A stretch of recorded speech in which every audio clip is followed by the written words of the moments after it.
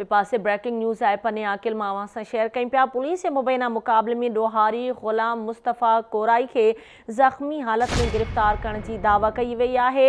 गिरफ़्तार ॾोहारी चोरी फुर ऐं ॿियनि वारदातुनि में घुरिबल आहे। पुलिस जो इहो चवणु आहे। इन हवाले सां तफ़सील मालूम कंदासीं। आवाज़ न्यूज़ रिपोर्टर अयाज़ शेख असां सां लाइन ते मौजूदु आहे। अयाज़, इन हवाले सां कहिड़ा तफ़सील आहिनि, आगाह कजो।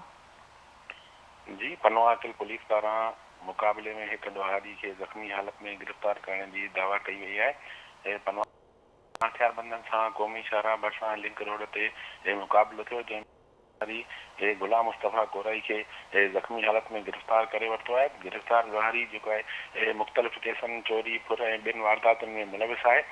होॾां पुलिस जो चवणु आहे त लिंक रोड ते हथियारबंदनि सां मुक़ाबिलो थियो, जंहिंमें हिकु ॾोहारी जेको आहे ग़ुलाम मुस्तफ़ा कोराई खे ज़ख़्मी हालत में गिरफ़्तार कयो वियो आहे, जॾहिं त हुनजो हिकु साथी आहे उहो फ़रार थी वियो आहे। गिरफ़्तार ॾोहारी जेको ठीकु आहे, तव्हांजी वॾी महिरबानी अयाज़ तफ़सील खां आगाह करण जे लाइ।